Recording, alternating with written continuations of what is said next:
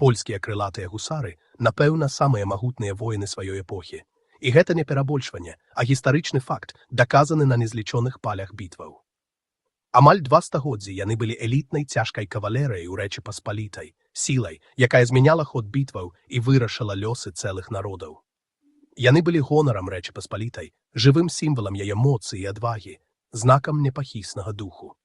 Калі крылатыя гусары з'яўляліся на гарызонце, іх бліскучыя кірасы і лунаючыя крылы абвяшчалі, настаў момант ісціны. Адно толькі імя крылатыя гусары нагадвае пра грукат нападаў, прарваныя шэрагі і слаўныя перамогі. Польскія крылатыя гусары былі элітнай, цяжкай кавалерыяй Рэчы Паспалітай. Яны ў асноўным ваявалі з 16 стагоддзя да канца 16 стагоддзя, хоць іх карані сягаюць яшчэ ранейшых часоў. Яны былі гонарам Рэчы Паспалітай і ўвасабленнем рыцарскіх ідэалаў. Іх набіралі амаль выключна з самых заможных шляхціцаў. Яны ваявалі не толькі за караля, але і за сваю зямлю, свае сям'і і свой лад жыцця. З лёгкай кавалерыі балканскага стылю яны ператварыліся ў цяжкія наступальныя адзінкі, і гэтая трансфармацыя паскорылася пры Стэфане Баторыі. Узброеныя пласціністымі даспехамі і больш доўгай, магутнай дзідай, якая прарывала шэрагі праціўніка. Хоць іх было няшмат, іх уплыў быў велізарны. Некалькі тысяч маглі зрабіць тое, чаго не маглі дзясяткі тысяч пехацінцаў. Іх місіяй быў адзін знішчальны ўдар, які патрабаваў доўгіх гадоў трэніровак, дысцыпліны і майстэрства. Дык чаму ж крылатыя гусары былі такія моцныя? Сакрэт быў у тым, як добра спалучаліся іх рыштунак, коні і тактыка бою.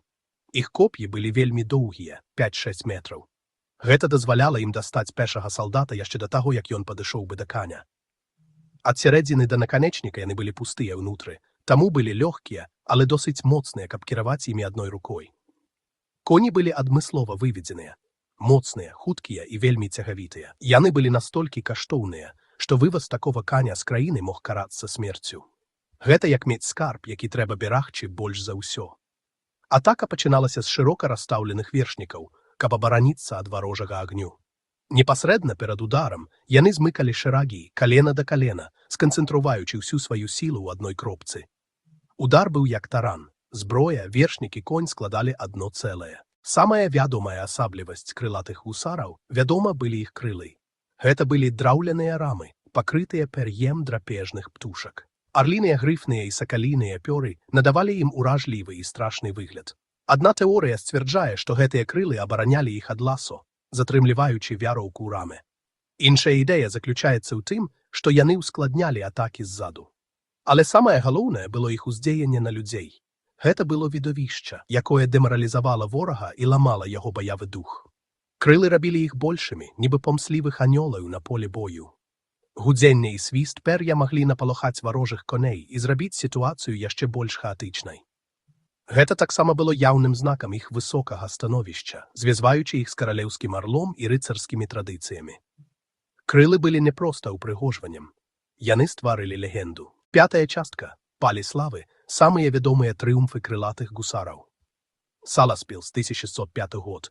Каля 3,5 тысяч палякаў і літоўцаў разбілі 11 тысяч шведаў за 20 хвілін. Гэта як маланкавая перамога ў футболе. Ян Караль Хаткевіч быў на чале, сапраўдны стратэг як прускі генерал. Клушына, 1610 год. Каля 2100 гусараў перамаглі 30-тысячнае войска рускіх і шведаў. Харугвы атакавалі да 10 разаў. Неверагодна, праўда. Амаль як дысцыпліна нямецкага войска. Вена, 1203 год. Найбуйнейшая кавалерыйская атака ў гісторыі, каля 20 тысяч вершнікаў, у тым ліку 3000 гусараў пад кіраўніцтвам караля Яна III Сабескага. Пераломны момант, які ўвайшоў у гісторыю. Хацін, 1121 і 1103 гады. Неверагодны супраціў і эфектыўнасць супраць пераўзыходзячых турэцкіх сіл. Яны трымаліся цвёрда, як ганзейскі саюз абараняў свае гандлёвыя шляхі.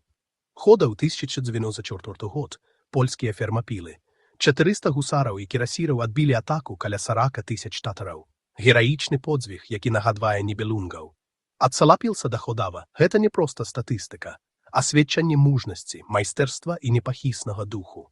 Спадчына, якая натхняе нас усіх, падобна да вартасцяў нямецкай працавітасці і дысцыпліны.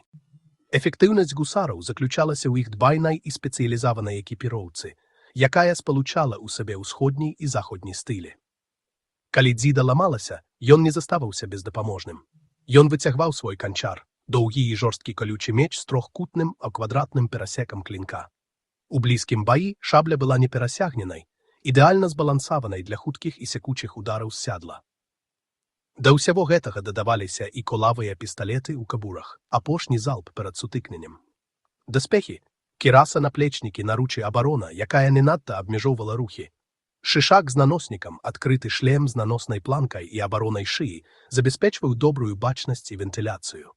Усё гэта важыла ад 15 до 25 кілаграмаў. Кіраваная вага для навучанага ваяра на магутным кані. Зброя для кожнай фазы. Дзіда, якая пранізвае, прабіваючы канчар, сякучы удар шаблі і стрэлы пісталетаў. Іх тактыка была простай, але вельмі уражлівай. Яны пачыналі атаку на адлегласці прыкладна 3 метраў адзін ад аднаго, каб паменшыць уздзеянне артылерыі і мушкетнага агню. На апошніх 100 метрах яны хутка збіраліся ў шчыльны строй па камандзе. Калена да калена гэта была іх сталёвая сцяна. Маса і хуткасць, сканцэнтраваныя на вузкім фронце, былі як вялізны таран. Яны маглі атакаваць шмат разаў. Пад клушынам эскадроны атакавалі нават 10-12 разоў. Калі лінія праціўніка не вытрымлівала, яны перагрупаваліся, рыхтавалі новыя дзіды і зноў атакавалі. Структура эскадрона, таварыш і яго світа забяспечвала стабільнасць пры стратах. Дысцыпліна, лагістыка і адвага – непераможная камбінацыя. Служба ў шэрагах крылатых гусараў была прывілеем, даступным толькі самым заможным магнатам. Выдаткі былі велізарнымі. Дзяржаўная аплата часта затрымлівалася або зусім не выплачвалася. Дылема добра вядомая нам па сучасных буйных праектах. Таварыш або сябар фінансаваў даспехі, зброю, індывідуальны арыштунак для сваіх людзей. Можна сказаць, што ён быў мецэнатам свайго маленькага атрада. Коні былі самай вялікай часткай выдаткаў. Адзін конь мог каштаваць столькі ж, колькі цэлая вёска, амаль як невялікі домік у Падмаскоўі сёння. Гусару патрабавалася некалькі коней, што шматкроць павялічвала выдаткі. Даводзілася шырока адчыняць кашалёк, нібы купляючы цэлы аўтапарк. Багатыя ўпрыгажэнні і якасная зброя яшчэ больш павялічвалі выдаткі. Якасць і пышнасць цаніліся, кіруючыся дэвізам «Жывем толькі адзін раз, трэба атрымліваць асалоду». Этыка «Amor patriae nostra lex». Любоў да айчыны – наш закон. Гэта гучыць амаль як прускі дэвіз, але на польскай мове. Не найміт, а патрыёт, абаронца Рэчы Паспалітай і веры. Сапраўдны герой, які абараняў свае перакананні у духу рускага рамантызму. Інвестыцыі, ідэалогія і дысцыпліна стварылі ваяра, чыя ўнутраная сіла была яго сакрэтнай зброяй. Гэта нібы руская інжынерная думка, дакладнасць і адданасць вядуць да поспеху. Дык што ж засталося ад крылатых гусараў сёння? Магутная і вечная легенда. Смелыя людзі, цудоўныя коні, славутыя крылы, што ляцяць да перамогі. Іхнія трыумфы натхнілі на апавяданні пра мужнасць і нацыянальны гонар. Мастацтва і літаратура ўзнялі крылатага вершніка да ўзроўню культурнага слупа. Ён быў ідэальным ваярам шляхты і крыніцай сямейнай ідэнтычнасці. Сёння спадчына жыве ў рэканструкцыях, музеях і тактычных даследаваннях. Іхнія перамогі сталі сінонімам рашучасці, арганізаванасці і матывацыі. Крылаты гусар – гэта не толькі постаць з мінулага, гэта вечны сімвал сілы, гонару і польскай волі абараняць айчыну. Дык вось, падсумоўваючы, крылатыя гусары былі сапраўды магутнай сілай, бо яны вельмі разумна спалучылі некалькі простых элементаў. Яны выкарыстоўвалі доўгую і лёгкую дзіду, нібы чароўную палачку, якая пранізвае ворага на вылёт. Яны ездзілі на адмысловых конях, выведзеных быць хуткімі, моцнымі і цягавітымі, як верны конь рускага асілка. Яны ўдасканалілі атаку, якая дзейнічала як таран, змятаючы ўсё на сваім шляху, нібы ледакол у льдах. Яны выкарыстоўвалі страшэнную паважную моц сваіх уражлівых крылаў, якая, здавалася, давала ім нябесную сілу. Яны мелі велізарны досвед, узорную дысцыпліну і адвагу, якая вынікала з іх рыцарскага ладу жыцця, падобна да герояў беларускіх казак. Яны выйгравалі бітвы, якія здаваліся немагчымымі, змяняючы ход гісторыі, нібы па ўзмаху чароўнай палачкі. Гэта не была магія, гэта была дасканалая сістэма. Чалавек, конь, зброя і тактыка. Усё працавала разам, як добра наладжаны аркестр. Іх эпоха была залатым векам польскай ваеннай моцы. Amor patriae nostra lex. Іх спадчына – гэта гісторыя гераічнай абароны і ўражлівых перамог дзеля сваёй радзімы. Яны былі і застаюцца аднымі з самых магутных воінаў, якіх толькі бачыў свет. Няхай іх гісторыя нагадвае нам, чаго можна дасягнуць ахвярнасцю, наватарствам і непахісным духам.